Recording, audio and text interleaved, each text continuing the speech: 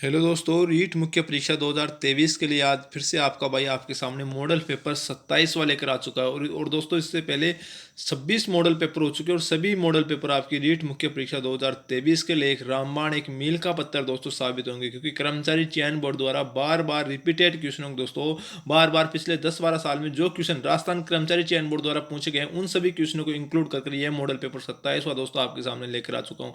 और दोस्तों, मैं यहाँ पर आपको एक बात और क्लियर करना चाहता हूँ कि दोस्तों आज से मॉर्निंग और दोस्तों इवनिंग को दोनों टाइम दोस्तों रीट मुख्य परीक्षा 2023 के दोस्तों दोनों टाइम दोस्तों दो मॉडल पेपर आएंगे, सुबह और शाम। इस बात का दोस्तों ध्यान रखना, क्योंकि हमारे पास दोस्तों रीट मुख्य परीक्षा 2023 के लिए टाइम बहुत कम है और दोस्तों उसमें मैं चाहता हूं कि दोस्तों ज्यादा से ज्यादा क्वेश्चन दोस्तों हम कवर करेंगे, दोस्तों बहुत ही बेहतरीन ढंग से दोस्तों उनका सॉल्यूशन करेंगे। और दोस्तों आज का मॉडल पेपर दोस्तों बहुत ही बेहतरीन, बड़ा गजब का और दोस्तों ऑथेंटिक मॉडल पेपर है। तो चलिए दोस्तों देखते हैं इस पेपर का फर्स्ट क्वेश्चन क्या होगा। आज का दोस्तों फर्स्ट क्वेश्चन है, पलाण क्या है। वेरी इंपॉर्टेंट क्वेश्चन दोस्तों। पलाण क्या है? घोड़े पर रखी जाने वाली काठी है, या दोस्तों ऊंट पर रखी जाने वाली काठी है, या गोरबंद का समानार्थी एक प्रकार का शब्द है, या एक प्रकार का लोकवाद्य यंत्र है। इस क्वेश्चन का दोस्तों उत्तर नंबर बी बिल्कुल करेक्ट हो जाएगा। ऊंट पर रखी जाने वाली काठी को क्या कहते हैं? पलाण कहते हैं। और दोस्तों ऊंट का अक्सर वैज्ञानिक नाम पूछा जाता है, तो इस बात का ध्यान रखना। ऊंट का जो वैज्ञानिक नाम है वो कैमेलस ड्रोमेटेरियस है। ड्रोमेटेरियस, इस बात का ध्यान रखना, कैमेलस ड्रोमेटेरियस ये ऊंट का वैज्ञानिक नाम है। वेरी इंपॉर्टेंट क्वेश्चन है, ठीक है। नेक्स्ट क्वेश्चन देखते हैं दोस्तों, बहुत ही शानदार प्रश्न है। देखिए, किस गढ़ के लिए दोस्तों कर्नल जेम्स टोड ने कहा था यदि उन्हें राजस्थान में एक जागीर की पेशकश की जाए तो वह इस गढ़ को चुनेंगे। वेरी इंपॉर्टेंट है दोस्तों, बताइए किस किस किले के लिए कहा गया था? तो चित्तौड़गढ़, बेसरोडगढ़, नाहरगढ़, या दोस्तों रणथंभौरगढ़। इस क्वेश्चन का दोस्तों उत्तर नंबर बी बिल्कुल करेक्ट हो जाएगा। बेसरोडगढ़ के लिए कहा था, जो दोस्तों चित्तौड़गढ़ में स्थित है। और इस बात का दोस्तों ध्यान रखना, ये राजस्थान का जल दुर्ग की श्रेणी में आता है। राजस्थान में 3 जल दुर्ग है, कौन कौन से नोट कर लेना, गागरोन का, बेसरोडगढ़ का, और दोस्तों इसके अलावा शेरगढ़ बारावाला, जिसे कोसवर्धन दुर्ग के नाम से जाना जाता है, ठीक है। ये 3 बेसरोडगढ़ दुर्ग है दोस्तों, ध्यान रखना, 3 दोस्तों जल दुर्ग है। और इस क्वेश्चन का दोस्तों उत्तर नंबर बी बिल्कुल करेक्ट हो जाएगा, बेसरोडगढ़, ठीक है ना। बेसरोडगढ़ की बात करें तो दोस्तों ये इसे क्या कहते हैं? राजस्थान का, इसे राजस्थान का वेलोर कहते हैं। वेरी इंपॉर्टेंट है, बेसरोडगढ़ को राजस्थान का वेलोर कहते हैं, नोट कर लेना, ठीक है। नेक्स्ट क्वेश्चन देखते हैं दोस्तों क्या होगा। बहुत ही शानदार प्रश्न दोस्तों, यहां से मैं गारंटी के साथ बोल रहा हूं आपको दोस्तों हूबहू दोस्तों यहां से क्वेश्चन देखने के लिए मिलेंगे। नेक्स्ट क्वेश्चन देखते हैं क्या है। अंग्रेजों को मूल क्रम मीठा ठग किसने कहा था? शंकरदास सामोर ने, बांकीदास ने, या केसरी सिंह बारट ने, या नाथू सिंह मैयारिया ने। देखिए इस क्वेश्चन का उत्तर नंबर क्या होगा। उत्तर नंबर ए बिल्कुल करेक्ट हो जाएगा। शंकरदास सामोर ने कहा था मुल्करा मीठा ठग अंग्रेजों को। और अपनी किस पुस्तक में कहा था? तो इसकी बहुत ही फेमस पुस्तक है देश दर्पण, नोट कर लेना, देश दर्पण पुस्तक में शंकरदास सामोर ने अंग्रेजों को मूलकरा मीठा ठग कहा था। Very important, Uttar number A बिल्कुल सही हो जाएगा। नेक्स्ट क्वेश्चन देखते हैं क्या होगा। यहाँ पर देखिए नेक्स्ट क्वेश्चन है, निम्न में से कौन सा सही सुमेलित नहीं है। देखिए एक तरफ खिलाड़ी दे रखे हैं और एक तरफ उनका खेल दे रखा है। तो अवनी लेखरा का संबंध भारोत्तोलन से है, या अपूर्वी चंदेला का संबंध निशानेबाजी से, अर्जुनलाल जाट नौकायन, और दोस्तों देवेंद्र जानड़िया भाला फेंक। बताइए दोस्तों इनमें कौन सा सुमेलित नहीं है। तो उत्तर नंबर ए बिल्कुल दोस्तों करेक्ट हो जाएगा। अवनी लेखरा का संबंध भी किससे है? निशानेबाजी से ही है। वेरी इंपॉर्टेंट है, अपूर्वी चंदेला और अवनी लेखरा दोनों का संबंध दोस्तों निशानेबाजी से है, भारोत्तोलन का संबंध इससे नहीं है, ठीक है ना। तो इस प्रकार इस क्वेश्चन का उत्तर नंबर ए बिल्कुल करेक्ट हो जाएगा, ठीक है भाई। नेक्स्ट क्वेश्चन देखते हैं क्या होगा। हमारा नेक्स्ट क्वेश्चन है, निम्नलिखित में से कौन सा आभूषण महिलाओं द्वारा नहीं पहना जाता है। वेरी इंपॉर्टेंट है, महिलाओं द्वारा नहीं पहना जाता है। क्वेश्चन को ठीक से पढ़ना। रखड़ी, मेमंद, कंडोरा, या दोस्तों मोरखा। महिलाओं द्वारा दोस्तों सभी आभूषण महिलाओं के दोस्तों सिर के आभूषण है, ध्यान रखना। रखड़ी क्या है? सिर का आभूषण है। मेमंद भी सिर का आभूषण है। कंडोरा है ना, ये आभूषण दोस्तों ध्यान रखना कमर का आभूषण है, कमर का, और ये महिलाओं द्वारा पहना जाता है ये भी। इस क्वेश्चन को उत्तर नंबर डी बिल्कुल करेक्ट हो जाएगा, जो मोर का है। और दोस्तों हमारे सिर का आभूषण तो है, लेकिन ये महिलाओं द्वारा नहीं पहना जाता है। वेरी इंपॉर्टेंट है, इस बात का ध्यान रखना, ठीक है। उत्तर नंबर डी इस क्वेश्चन का आंसर बिल्कुल करेक्ट हो जाएगा, ठीक है भाई। नेक्स्ट क्वेश्चन देखते हैं क्या होगा। देखिए बहुत ही बेहतरीन क्वेश्चन है ये, तो दोस्तों इंडियन ज्योग्राफी का क्वेश्चन है, लेकिन फिर भी मैं आपको बता देता हूँ।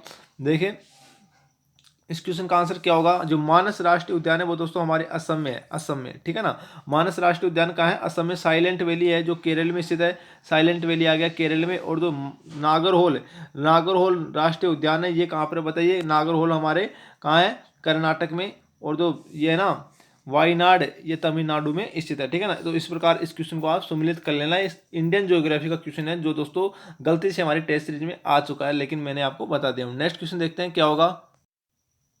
नेक्स्ट क्वेश्चन है निमाड़ी एवं रागड़ी किस बोली की उपबोलियां हैं। वेरी इंपॉर्टेंट क्वेश्चन है, क्वेश्चन काफी बार कर्मचारी चयन बोर्ड द्वारा पूछा जाता है। देखिए मेवाती, मारवाड़ी, मालविया, हाड़ौती की निमाड़ी और रागड़ी जो बोलियां हैं वो मालवी की उपबोलियां। उत्तर नंबर सी बिल्कुल करेक्ट हो जाएगा इस क्वेश्चन का आंसर। ठीक है भाई, नेक्स्ट क्वेश्चन देखते हैं क्या होगा।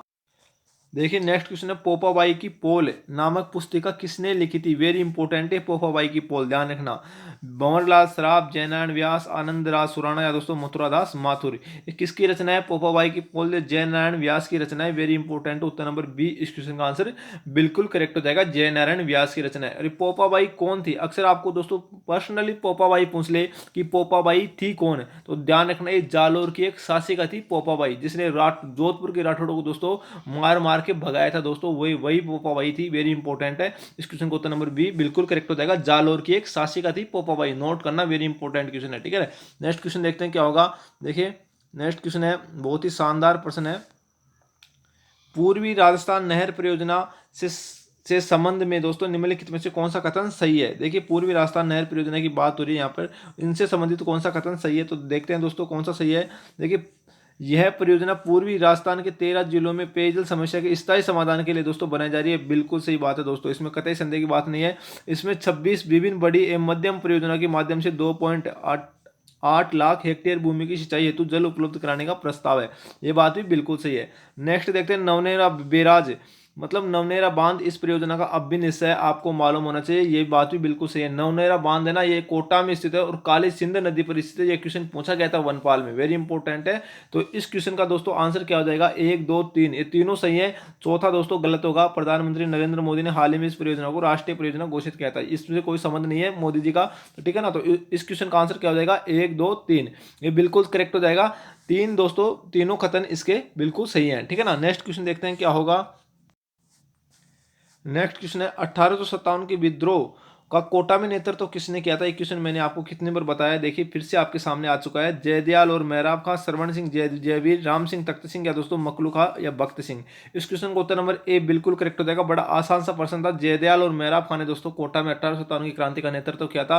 अगर आपको पूछ ले कि जयदयाल और मेहराब का क्रमशः कहाँ के निवासी थे, तो जयदयाल तो था मथुरा का निवासी, इस बात को नोट करना, मथुरा का। और मेहराब का दोस्तों हमारे करौली का निवासी था, वेरी इंपॉर्टेंट है। ठीक है, ये बात भी नोट कर लेना। ठीक है भाई, नेक्स्ट क्वेश्चन देखते हैं क्या होगा।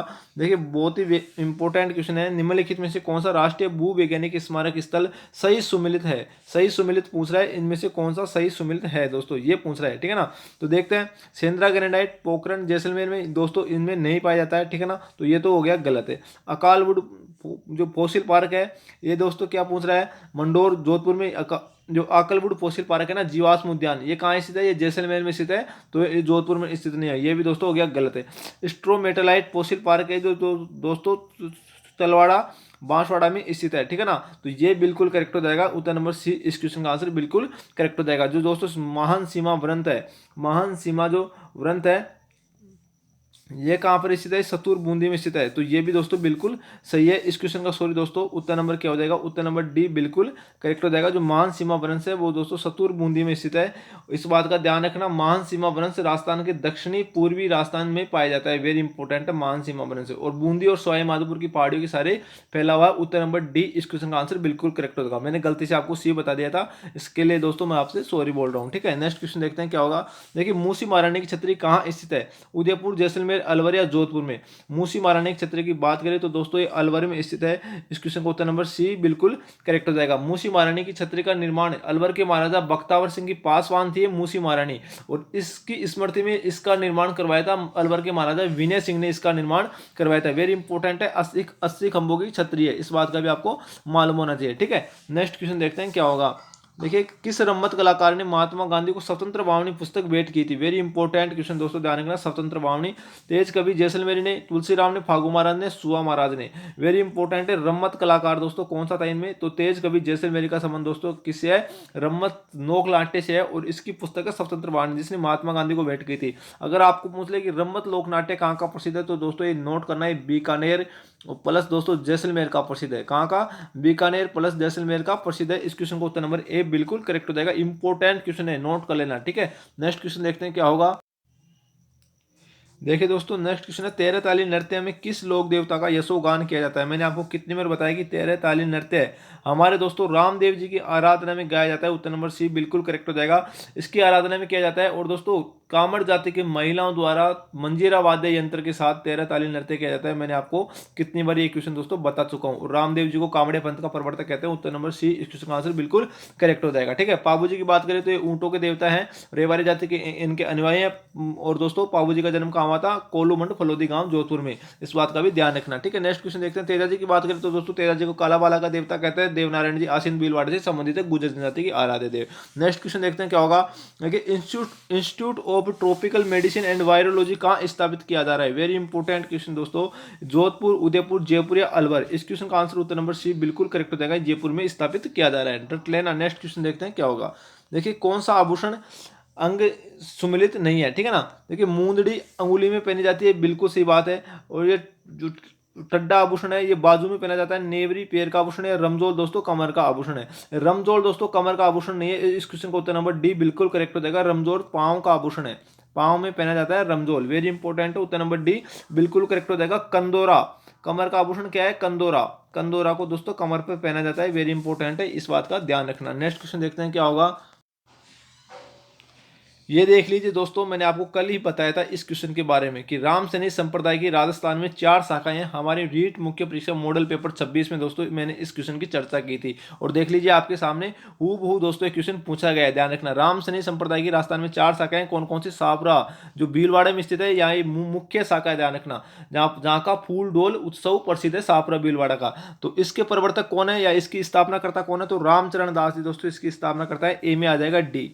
ए में आ गया डी। रामचरण दास जी क्या है? सापरा भीलवाड़ा शाखा के मुख्य प्रवर्तक है। सिंगथल है ये दोस्तों बीकानेर में स्थित है और इसके प्रवर्तक है हरिराम दास जी। तो 2 में आ जाएगा 1 नंबर। 2 में 1 नंबर आ जाएगा। और खेड़ापा है ये जोधपुर में स्थित है और इसके जो प्रवर्तक है ना वो रामदास जी है। रामदास जी तो 3 में आ जाएंगे 2। 3 में 2 नंबर आ जाएगा। ठीक है। और रेण शाखा है इसके प्रवर्तक है नागौर में स्थित है और इसके प्रवर्तक कौन है?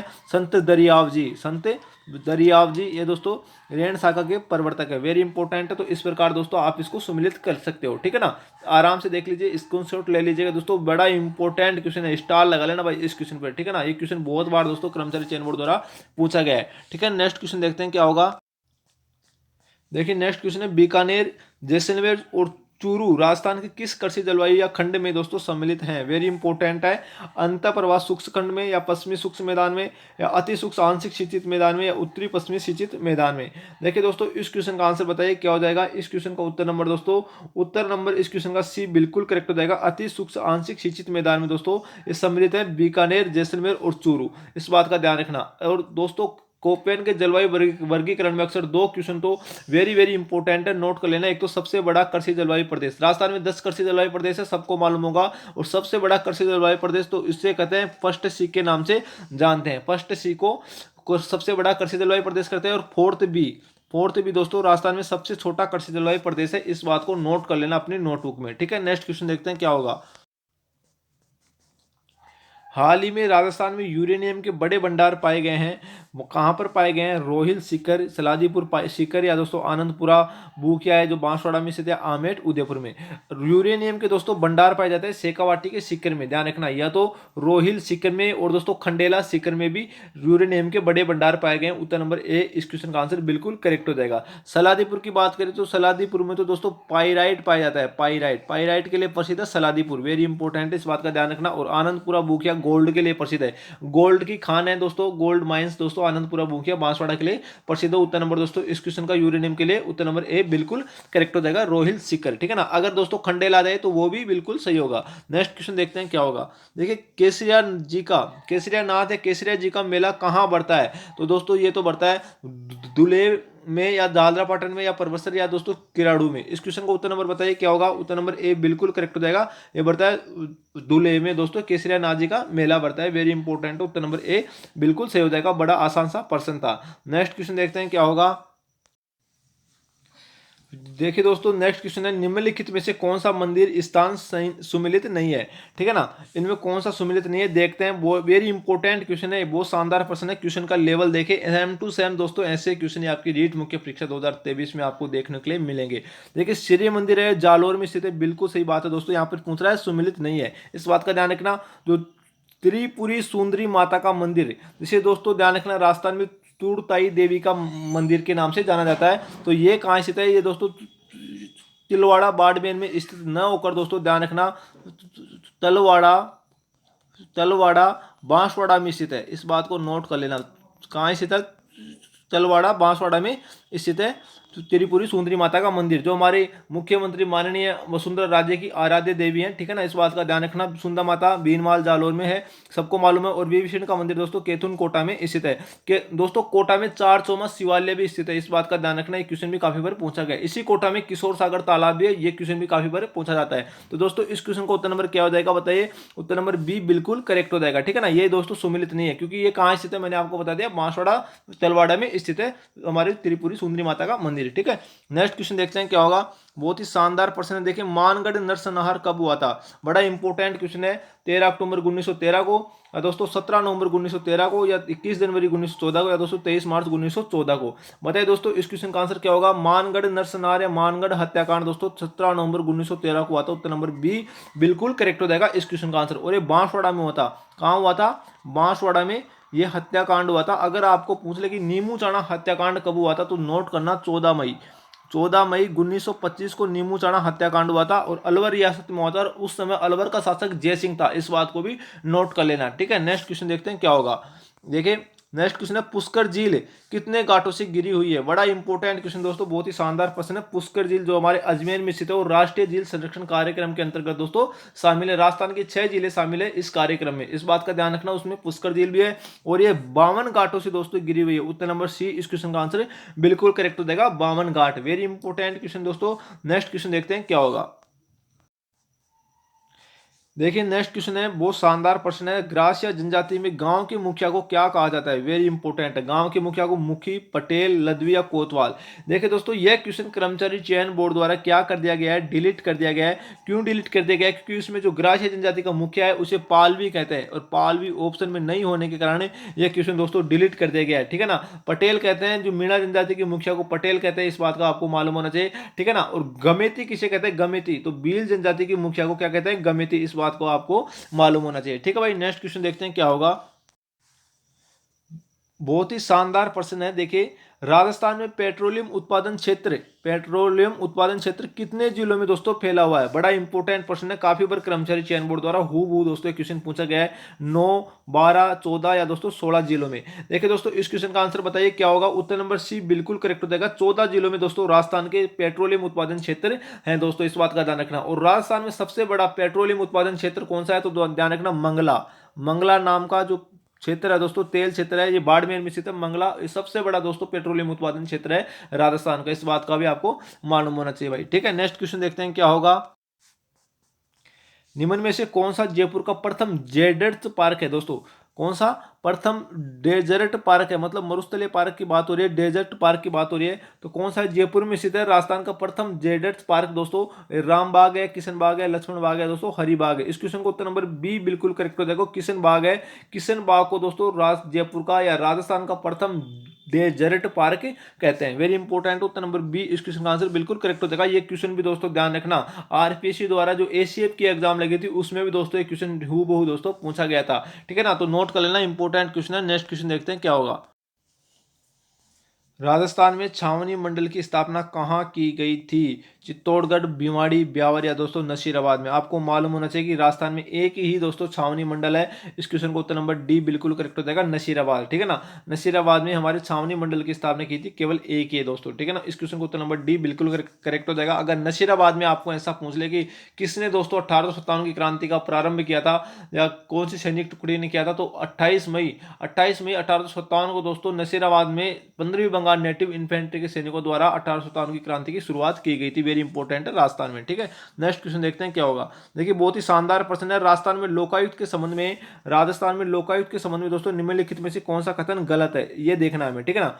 वह मुख्य न्यायाधीश द्वारा नियुक्त होता है। ध्यान रखना, लोकायुक्त मुख्य न्यायाधीश द्वारा नियुक्त होता है, नियुक्त नहीं होता है। यही दोस्तों क्या है, गलत है। उत्तर नंबर ए इस क्वेश्चन का आंसर गलत हो जाएगा। तो फिर किसके द्वारा नियुक्त होता है लोकायुक्त? तो लोकायुक्त की नियुक्ति राज्यपाल द्वारा, हमारे मुख्यमंत्री साहब, विधानसभा में विपक्ष का नेता और राजस्थान हाई कोर्ट के चीफ जस्टिस की सहमति से दोस्तों इसे राज्यपाल क्या करता है, नियुक्त करता है लोकायुक्त को। वेरी इंपॉर्टेंट है, ठीक है ना। और इसका क्या कार्य है, वह भ्रष्टाचार एवं कुप्रशासन के मामलों पर दोस्तों विचार करता है। बिल्कुल सही बात है, ये ध्यान रखना, ठीक है ना। उत्तर नंबर ए दोस्तों इस क्वेश्चन का आंसर बिल्कुल करेक्ट हो जाएगा। इस बात को आपको मालूम होना चाहिए। दूसरा देखते हैं, उसका कार्य शिकायतों की जांच करना है, ये भी बिल्कुल सही है। और प्रथम लोकायुक्त दोस्तों आई.डी. दुआ दोस्तों हमारा प्रथम लोकायुक्त है, वो 1973 में दोस्तों क्या हुआ था, नियुक्त हुआ था। वेरी इंपॉर्टेंट है, ठीक है ना। तो उत्तर नंबर क्या हो जाएगा, उत्तर नंबर ए बिल्कुल करेक्ट हो जाएगा इस क्वेश्चन का आंसर। नेक्स्ट क्वेश्चन देखते हैं क्या होगा। देखिए बड़ा शानदार प्रश्न है।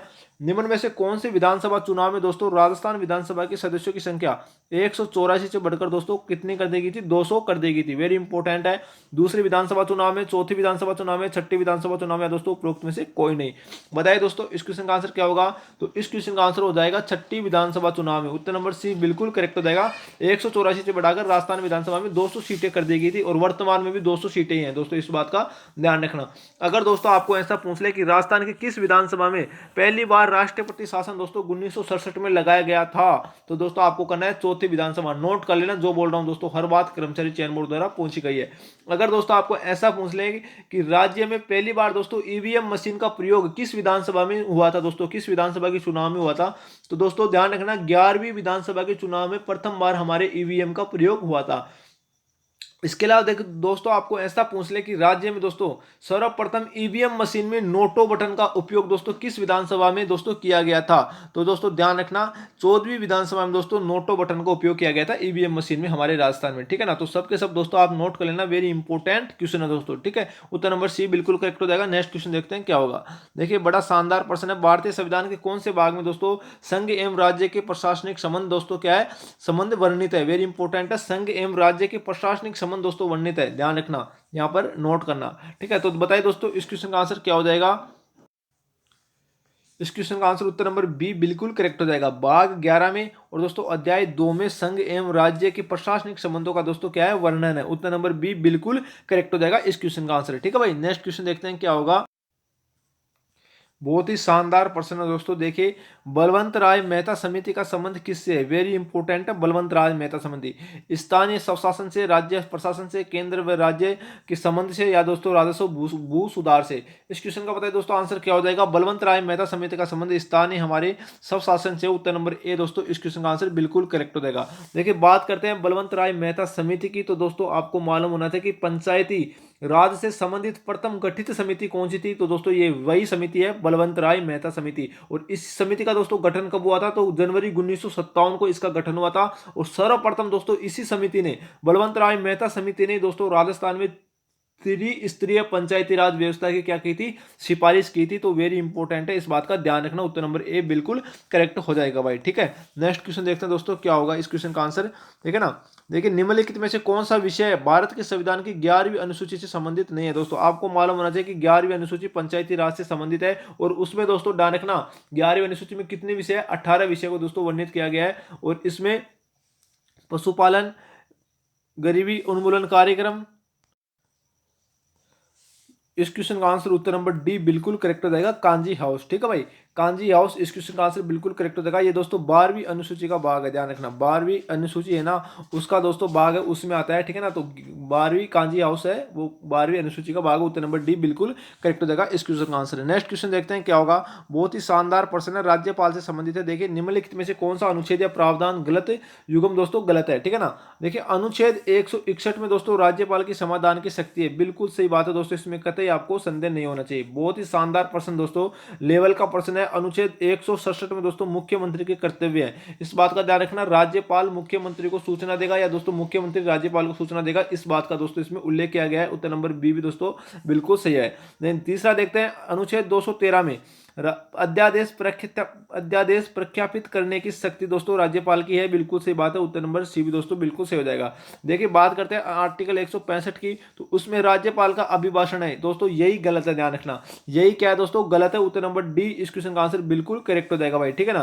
क्योंकि राज्यपाल का अभिभाषण की बात करें हम, ये वेरी इंपॉर्टेंट है अभिभाषण, तो दोस्तों ये आर्टिकल 176 में है भाई, नोट कर लेना, न कि आर्टिकल 165 में। वेरी इंपॉर्टेंट क्वेश्चन दोस्तों, आर्टिकल 176 राज्यपाल के अभिभाषण से संबंधित है, ठीक है। तो उत्तर नंबर डी इस क्वेश्चन का आंसर बिल्कुल करेक्ट हो जाएगा। तो दोस्तों ये था आज के लिए आपका रीट मुख्य परीक्षा 2023 के लिए दोस्तों मॉडल पेपर 27वां। और दोस्तों कल से ध्यान रखना, मॉर्निंग और इवनिंग दोनों शिफ्ट को दोस्तों रीट मुख्य परीक्षा 2023 के लिए मॉडल पेपर रोज दोस्तों आएगा, तो ध्यान रखना इस क्वेश्चन के लिए दोस्तों उत्तर नंबर डी बिल्कुल करेक्ट हो जाएगा। अगर दोस्तों आपने चैनल को सब्सक्राइब नहीं किया तो दोस्तों चैनल को भाई जरूर सब्सक्राइब कर लेना यार, आपका भाई आपके लिए इतनी मेहनत कर रहा है ना, तो आपका फर्ज बनता है दोस्तों चैनल को जरूर सब्सक्राइब कर लेना। Thank you.